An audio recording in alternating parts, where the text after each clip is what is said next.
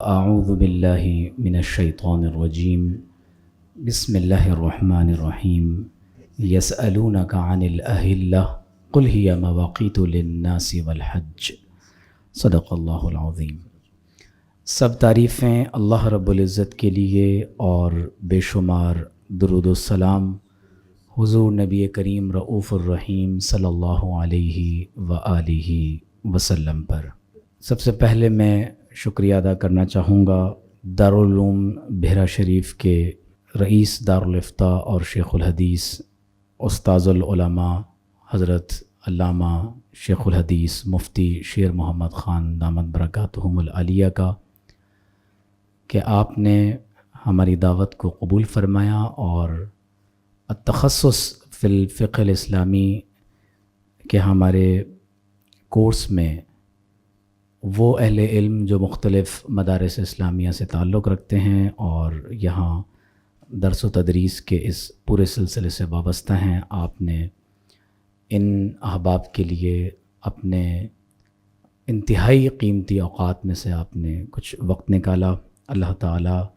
آپ کو اس کا اجر اپنی شان کے مطابق عطا فرمائے۔ فتویٰ نویسی کے آداب کیا ہیں اور مستفتی اور مفتی کو کن امور کو ملحوظ رکھنا چاہیے، یہ انتہائی اہم ترین باب ہے جو ہمارے اہل علم اپنی کتب میں زیر بحث لاتے رہے ہیں، اور اس کے آداب اور اس سے متعلق بہت سے امور کو انہوں نے تحریر کیا ہے۔ قرآن مجید میں اللہ تعالیٰ نے بعض مقامات پر 10 سے زائد سوالات ذکر کیے ہیں جو آپ صلی اللہ علیہ وسلم سے کیے گئے اور حضور علیہ الصلوۃ والسلام نے اس کا جواب عنایت فرمایا۔ اور ظاہر ہے کہ جب ہر علم کی سند سلسلہ بسلسلہ حضور علیہ الصلوۃ والسلام تک پہنچتی ہے تو پھر یہ سند اللہ تبارک و تعالی سے متصل ہو جاتی ہے۔ یستفتونک، یہ آپ سے استفتاء کرتے ہیں، تو جواب کیا ہے؟ قل اللہ یفتیکم، تو اللہ تعالیٰ تمہیں فتویٰ دیتا ہے۔ تو گویا کہ یہ فتویٰ دینے کی سند بھی متصل ہوتی ہے اللہ کے رسول صلی اللہ علیہ وسلم سے اور پھر اللہ تبارک و تعالیٰ کی ذات اقدس سے۔ مفتی شیر محمد خان صاحب کسی تعارف کے محتاج نہیں ہیں، بہت سینئر مدرس ہیں اور دارالعلوم محمدیہ غوثیہ بحیرہ شریف میں ایک طویل عرصے سے درس و تدریس کے فرائض سر انجام دے رہے ہیں۔ تو بلا تاخیر میں چاہوں گا کہ ہم حضرت کی گفتگو سے استفادہ کریں، کیونکہ فتویٰ لکھنا اور فتویٰ زمانی طور پر دینا یہ انتہائی ذمہ داری کے امور میں سے ہے، اور امام شاطبی رحمۃ اللہ علیہ نے، جس طرح ہم نے پہلے بھی اس کا ذکر کیا کہ جس طرح حضور علیہ الصلوۃ والسلام کا قول، فعل اور تقریر تشریع اسلامی میں انتہائی اہمیت کا حامل ہے، تو اسی طرح آپ فرماتے ہیں کہ ایک مفتی بھی اس کا قول، فعل اور تقریر فتویٰ ہوتا ہے۔ اور شیخ علی بلخی کا ایک واقعہ میں نے ایک جگہ پڑھا کہ جب انہوں نے الٹی سے متعلق ایک مسئلہ بیان کیا تو خواب میں حضور علیہ الصلوۃ والسلام کی زیارت ہوئی اور آپ صلی اللہ علیہ وآلہ وسلم نے ان کی تصحیح فرمائی کہ یہ مسئلہ یوں نہیں بلکہ اس طرح سے ہے۔ تو آپ نے اس کے بعد فتویٰ دینا چھوڑ دیا اور وجہ یہ بیان کی کہ اس کا مطلب یہ ہے کہ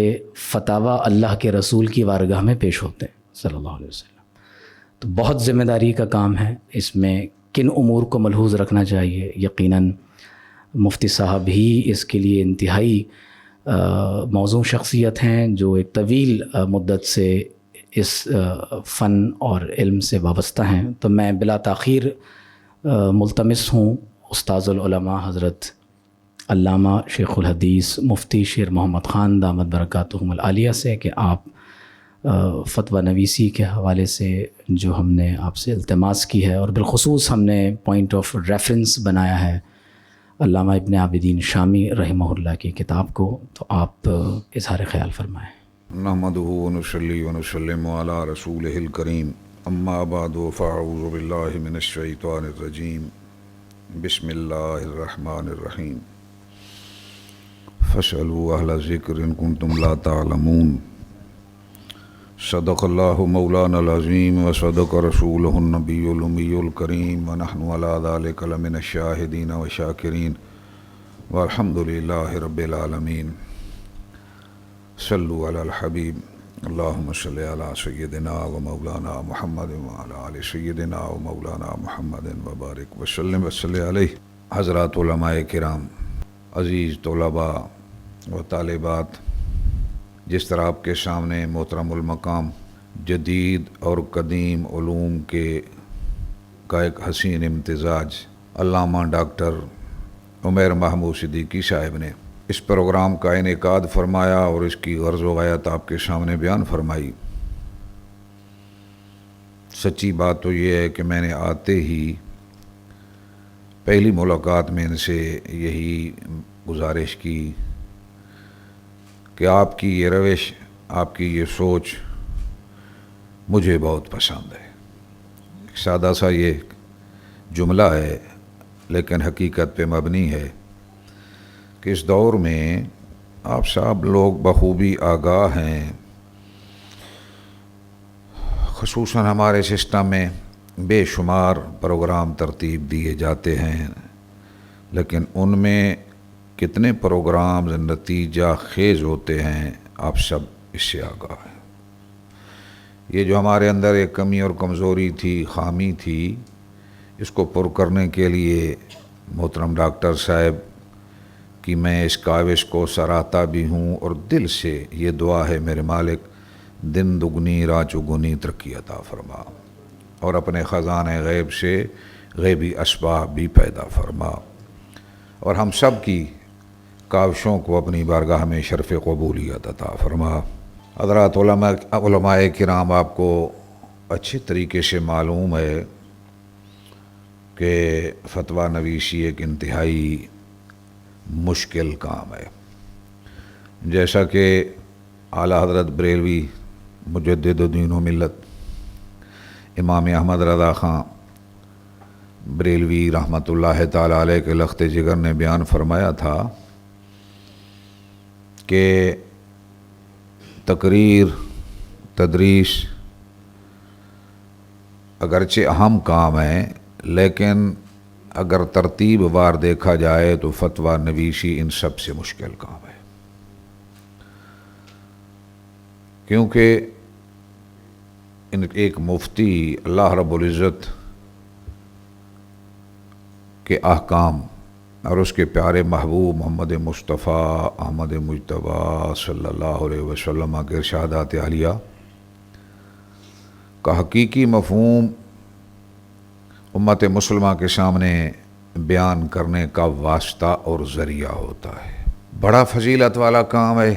حکم ارشاد ہوا کہ تمہیں معلوم نہیں تو اہل علم سے سوال کرو. اسی طرح فتویٰ کے حوالے سے بھی آپ آیت سن چکے ہیں. اور اہل علم اور غیر علم، اہل علم برابر بھی نہیں ہوتے. بڑا عظیم الشان مقام ہے، ایک ایک جملے پہ اجر. اور اس دور میں اگر صحیح طریقے پر سوشل میڈیا استعمال کیا جائے تو میں اپنے عزیز طلباء سے کہتا رہتا ہوں کہ آتے جاتے، اٹھتے بیٹھتے، گھر میں ہوں، دارالافتاء میں ہوں، سفر کی حالت ہو، حضر کی حالت ہو، پتہ نہیں کتنی خلق خدا ہے جو روزانہ سوالات کرتی ہے اور ہمیں ثواب حاصل کرنے کا ذریعہ عطا کرتی ہے. چلتے پھرتے ثواب ہے کہ چھوٹی سی بات نہیں. بہت سارے لوگ یہ کہتے ہوں گے کہ اس پہ کیا آپ کو اجر ملتا ہے، یہ مفت والا کام ہے. آپ کوئی ایسا عہدہ حاصل کرتے جہاں جا کر آپ کی تنخواہ بڑھ جاتی، آپ پیسہ اکٹھا کرتے، کیونکہ دنیا زن اور زر کے پیچھے دوڑی ہے. لیکن اللہ رب العزت کا ہمیں شکر ادا کرنا چاہیے کہ ہوا اجتباکم، اس نے چن لیا اس کام کے لیے. اور صبح و شام اٹھتے بیٹھتے انسان کے لیے ڈھیروں نیکیاں کمانے، ثواب حاصل کرنے کا ذریعہ بنا دیا کہ جب ایک انسان کی دینی رہنمائی انسان کرتا ہے اور انتہائی ارکریزی کے بعد ایک نچوڑ نکال کر لوگوں کے سامنے بیان کرتا ہے تو یہ ایک بادام روغن ہوتا ہے۔ تو میں کہتا ہوں بہت ساری تقریریں بھی ہو سکتی ہیں، لیکچرز بھی ہو سکتے ہیں، کئی 100 صفحات انسان تحریرات بھی لکھ سکتا ہے، لیکن جب فتویٰ لکھنے کی باری آتی ہے 20 کتابیں پڑھنے کے بعد بمشکل 1 صفحہ بھی انسان نہیں لکھ سکتا۔ ہر ایک لائن انتہائی ذمہ داری کے ساتھ اس کو تحریر کرنا ہوتا ہے، کیوں کہ حلال کو حرام یا حرام کو حلال کہے بیٹھنا انسان کی تباہی کا باعث ہے۔ اس لیے حضرت امام ابو حنیفہ رحمۃ اللہ علیہ فرمایا کرتے تھے، سراج امہ کا یہ فرمان ہے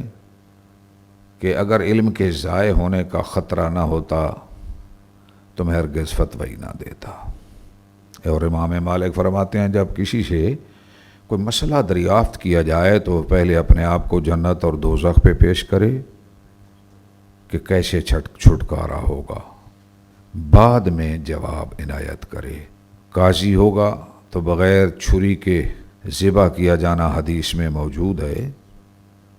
تو یہ عالی شان مقام عند اللہ، اور اس کا اجر بہت زیادہ لیکن مشکل بھی اتنا زیادہ۔ اس لیے وقت کی تنگ دامانی کو پیش نظر رکھتے ہوئے بہت ساری چیزیں بیان کرنا مقصود ہیں۔ تو اس میں میرے سامنے جو موضوع مجھے عطا کیا گیا اس میں تقریباً 2 قسم کے موضوعات آج کی اس محفل میں ہیں اور کل بھی ہوں گے۔ تو محترم ڈاکٹر صاحب کی مشاورت سے تو آپ نے آج شرح عقود رسم المفتی کے منتخب مقامات میں طبقات الفقہاء اور الکتب التی لا یجوز الافتاء بها اور لزوم المراجعۃ الی الماخذ الاصلی تو بڑا اچھا انتخاب فرمایا، اور یہ بنیادی انتخاب بھی ہے۔ تو لمبی چوڑی تفصیل کی طرف جانے کی بجائے میں اپنے مقصود کی طرف آتا ہوں کہ اس میں کوئی شک نہیں کہ سب سے پہلے ایک مفتی کو اس کا علم ہونا چاہیے کہ فقہائے کرام کے طبقات کتنے ہیں۔ علامہ شامی رحمۃ اللہ تعالی علیہ، آپ کا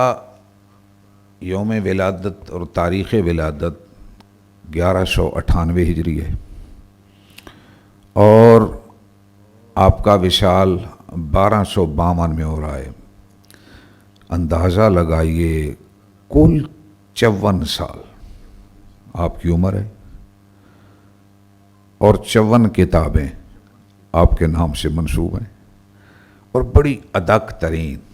مشکل ترین کتابیں۔ اور میں کہتا رہتا ہوں کہ متون کی اپنی اہمیت ہے۔ علامہ شامی کی رد المحتار علی الدر المختار کا مطالعہ کرتے ہوں گے اور کرتے رہنا، شاید ہی کوئی مفتی ایسا ہو، میرے خیال میں تو نہیں ہو سکتا، جو اس سے مستغنی ہو۔ تو اتنا نچوڑ سابقہ کتب کا نکال کے رکھ دیا، کوشش کی کہ الغاز ہو اور اختصار ہو، اس لیے سمجھنے میں بھی بعض اوقات دقت ہوتی ہے، تو بارہا اس کا مطالعہ کرنا پڑتا ہے۔ کئی قسم کے تراجم وجود میں آئے ضرور ہیں، لیکن امام شامی رحمۃ اللہ علیہ کا مقصود سمجھنا بڑا مشکل ہے۔ اس بارے میں بنیادی طلباء کو یہ گزارش کرتا رہتا ہوں کہ آپ غایۃ الاوتار اگر اردو کے ذریعے قریب جانا چاہتے ہیں فتاوی شامی کے، تو آپ غایۃ الاوتار کو بھی ضرور زیر مطالعہ رکھا کیجئے گا، کیونکہ بالاختصار وہ ایک صفحے کا نچوڑ اس میں لکھ دیتے ہیں۔ جد الممتار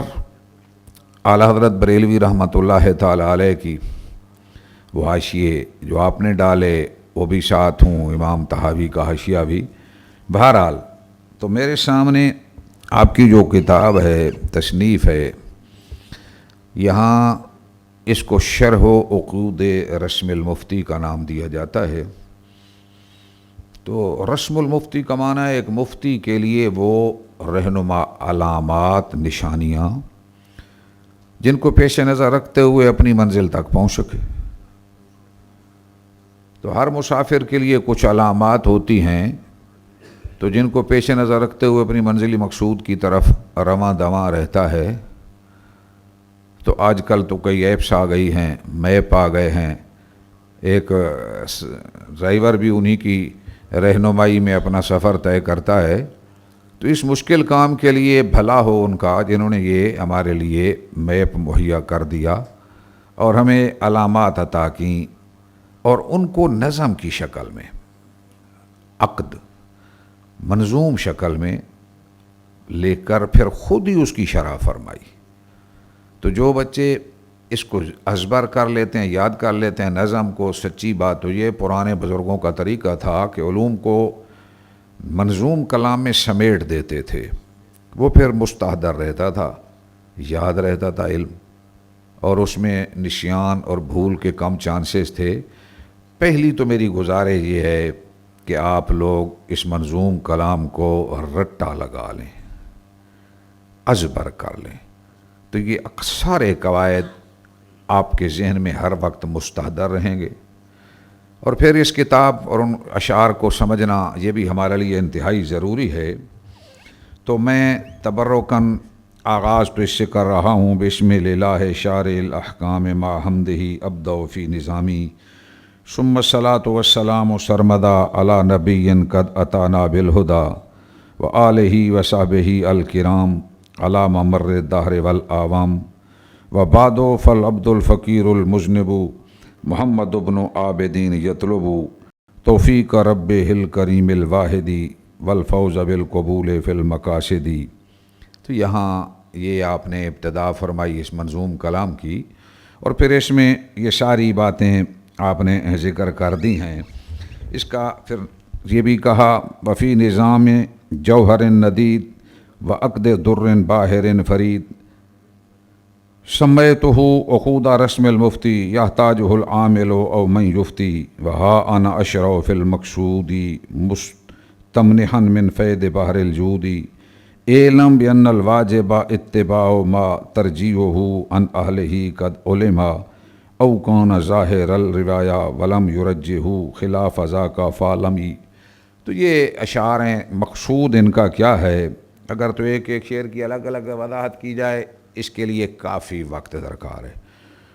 تو میں ان کا خلاصہ آپ کے سامنے یہی بیان کرتا ہوں کہ اللہ کی توفیق سے اور حضور سید عالم صلی اللہ علیہ وسلم کی ذات گرامی قدر پہ صلاۃ و سلام کے بعد علامہ ابن عابدین شامی رحمۃ اللہ علیہ یہی کہہ رہے ہیں کہ میں نے یہ جو عقود رسم المفتی لکھی ہے، ہر آدمی جو بھی فتویٰ کے میدان میں قدم رکھتا ہے وہ اس کی طرف احتیاج رکھتا ہے، اسے اس کی ضرورت ہوتی ہے۔ اس میں کہتے ہیں کہ یہ جان لے بأن الواجب اتباع ما ترجیحہ عن اہلہ قد علم۔ ہمارے ایک علمی نقطہ نظر سے اس بات کو ذہن نشین رکھنے کی ضرورت ہے، یہ بنیادی بات ہے۔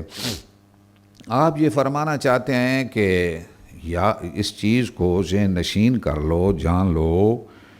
کہ اہل علم سے جس قول کی ترجیح ثابت ہوئی ہے اسی کی اتباع ضروری ہے۔ بے شمار اقوال آپ کو مل جائیں گے، لیکن ہر بندہ اس قابل نہیں کہ وہ فتویٰ دے، کسی کتاب کو دیکھ کر وہ شروع ہو جائے، یا اردو کی کتب کا مطالعہ کر کے لوگوں کو فتویٰ دینا شروع کر دے۔ بیسیوں کتب بھی پڑھی ہوں نا، لیکن کسی ماہر مفتی سے، ماہر استاد سے اگر رہنمائی حاصل نہ کی ہوگی اور ان قواعد اور ضوابط کو پیش نظر نہ رکھا ہوگا تو بندہ اس قابل نہیں ہوتا کہ وہ صحیح فتویٰ دینے کی صلاحیت حاصل کر سکے۔ جس طرح مجھے تو یہ تصوف کے میدان میں بھی جو ترقی ہے میں اپنے عزیزان ارجمند سے کہتا رہتا ہوں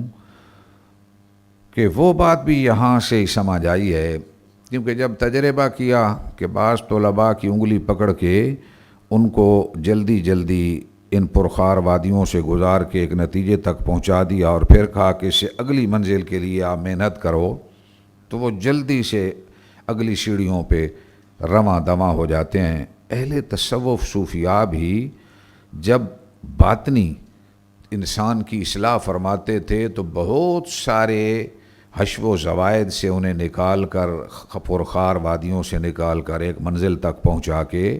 آگے ترقی کی طرف انہیں حکم ارشاد کرتے تھے، بندہ جلدی منزل مقصود تک پہنچ جاتا۔ اس لیے استاذ ماہر کا وجود لازمی قرار دیا گیا ہے۔ فقہائے کرام نے کہا،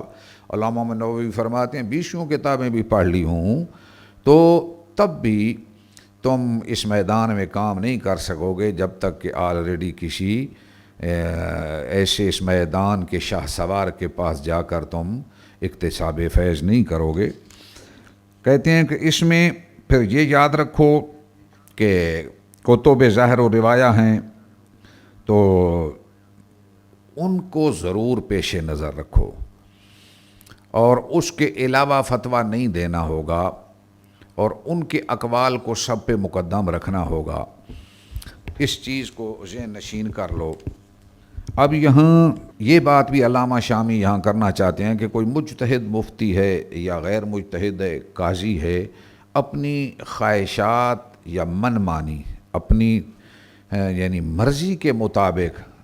مسائل نکال کے لوگوں کو بتانے کی کوشش نہ کرے اور فتویٰ نویسی نہ کرے، بلکہ دیکھے کہ مجھ سے پہلے اہل علم لوگوں نے کس قول کو ترجیح دی ہے، ان کا استنباط کا انداز کیا تھا۔ تو وہ ایک جملہ یہ کہتے ہیں کہ ان المجتہد والمقلد لا یحل لہما الحکم والافتاء بغیر الراجع لانہ اتباع للہویٰ۔ اچھا، وہ فرماتے ہیں کہ بغیر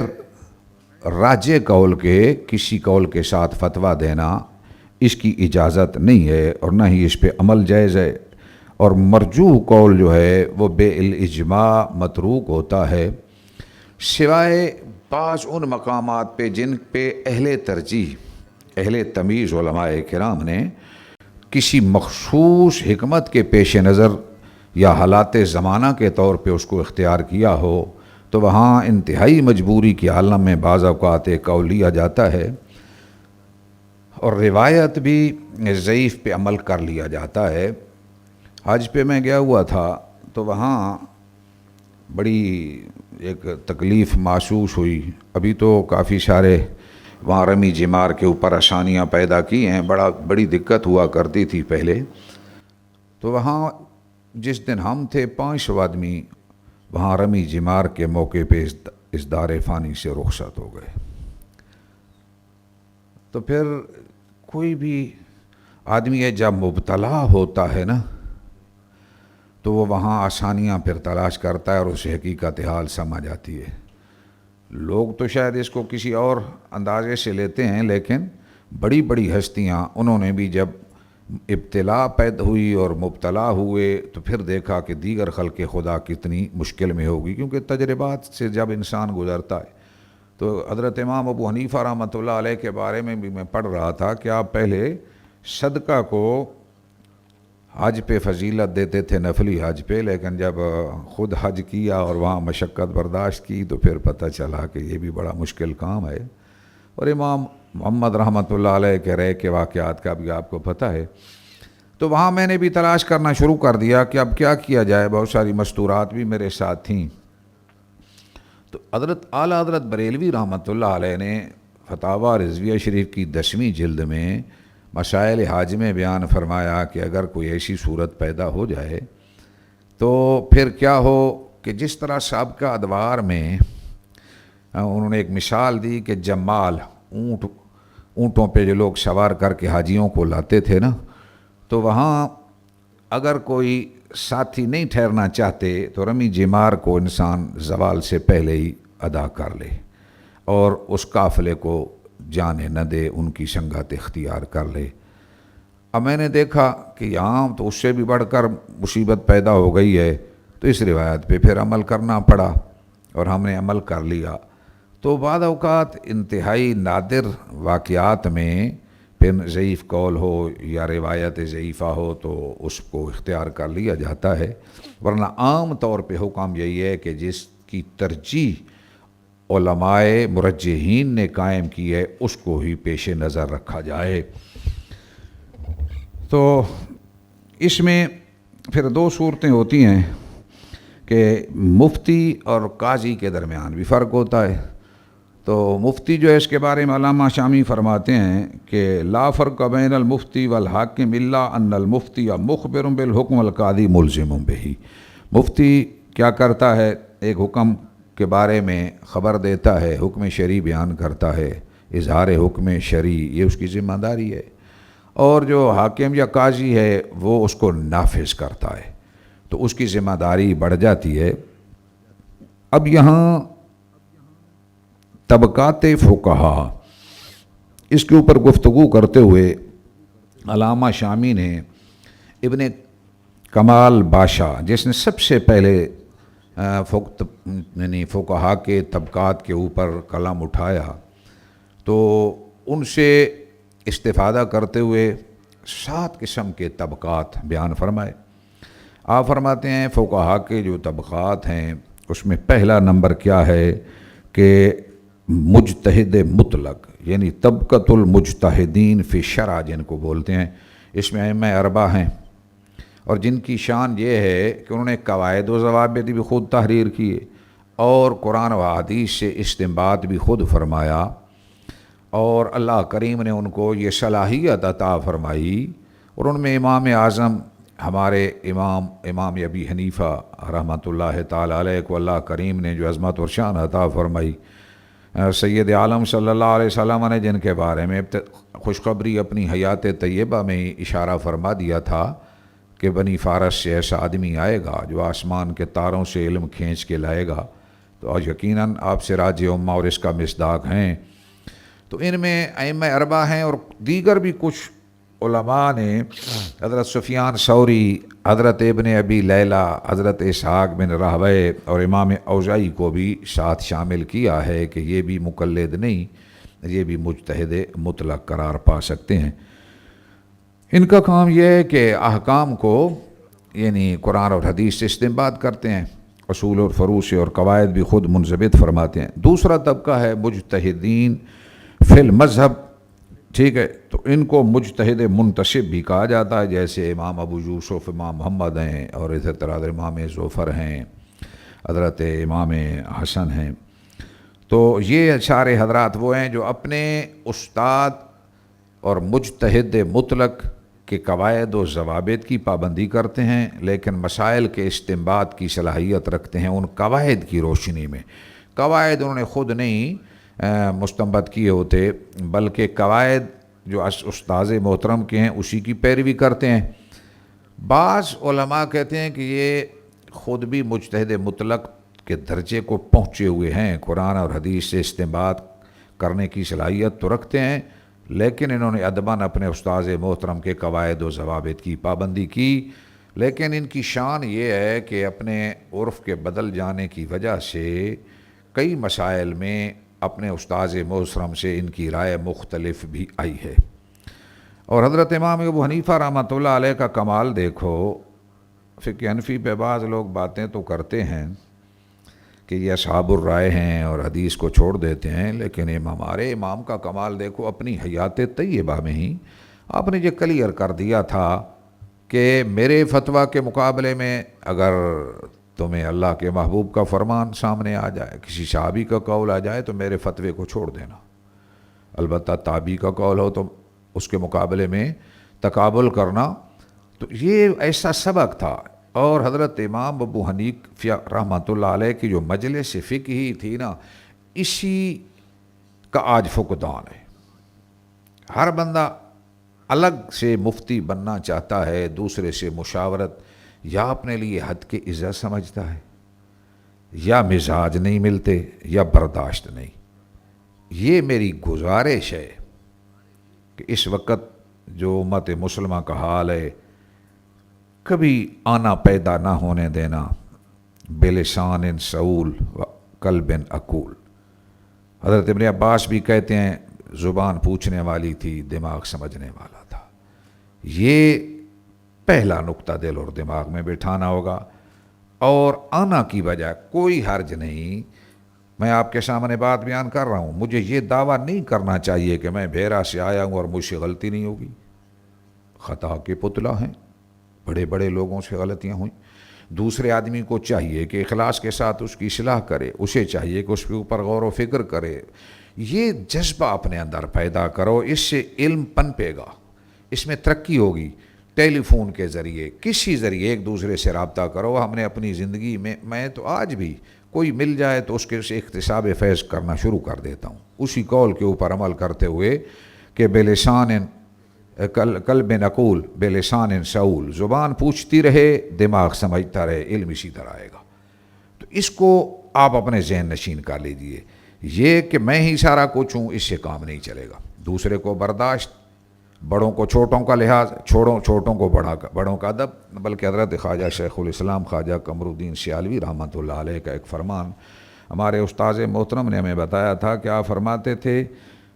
کہ کسی سے سوال کرو نا، اس کو ٹیسٹ کرنے کے لیے نہ کرو، اکتساب فیض کے لیے کرو، انشاءاللہ اللہ برکت عطا فرمائے گا۔ اور یہ بات بھی اپنی زندگی کے تجربات کی روشنی میں عرض کرنا چاہتا ہوں کہ بعض اوقات کافی عرصہ تک ایک مسئلہ سمجھ نہیں آتا تو اس کا پیچھا چھوڑنا نہیں، اس نیت کے ساتھ لگے رہو کہ میرا امتحان اور ابتلا ہے، انشاءاللہ ایک دن یہ راز کھلے گا، اور کھل جاتا ہے۔ اور خاص طور پہ جب کسی دوسرے کو سمجھانے کے لیے آدمی بیٹھے، عقدے کتاب کے حل ہو جاتے ہیں اور اچانک دماغ میں کوئی چیز آ جاتی ہے، یہ اللہ کی عطا ہوتی ہے، یہ اس کی مہربانی ہوتی ہے۔ تو ٹیسٹ کرنے کی بجائے اکتساب فیض کے لیے انسان سوال کرتا رہے تو یقیناً بندہ مومن کے ساتھ اللہ کی طرف سے کرم نوازی ہوتی ہے۔ تیسرا طبقہ جو ہے مجتہدین فی المسائل ہیں۔ اچھا، ان میں حضرت خصاف، ابی جعفر اور طحاوی اور ابی الحسن کرخی، شمس العلماء حلوانی، شمس العلماء سرخسی، بزدوی، قاضی خان، یہ وہ ہستیاں ہیں۔ ان کی صورتحال یہ ہے کہ یہ وہ مسائل مستنبط کرتے ہیں جن کے بارے میں امام مذہب سے کوئی نص نہیں ہوتی اور ان سے پہلے متقدمین سے کوئی قول نہیں ہوتا۔ مسئلہ مستنبط کرتے ہیں، لیکن ان کے پاس یہ اختیار نہیں اور پاور بھی نہیں کہ یہ امام مذہب کی مخالفت میں کوئی قول کر لیں۔ جو مجتہد فی المذہب تھے ان کے اندر اتنا کمال تھا کہ وہ بعض مسائل میں امام مذہب سے رائے مختلف بھی کر لیتے تھے، لیکن یہ جو تیسرے طبقے کے حضرات ہیں یہ کوئی مخالف قول نہیں کر سکتے، اس اپنے امام کی پیروی نہیں چھوڑتے۔ البتہ جس قول میں، جس مسئلے میں کوئی اپنے امام مذہب کا قول نہ ہو، اس کو مستنبط کرنے کی صلاحیت ان میں ہوتی ہے، اور یہ بڑی ہستیاں ہیں۔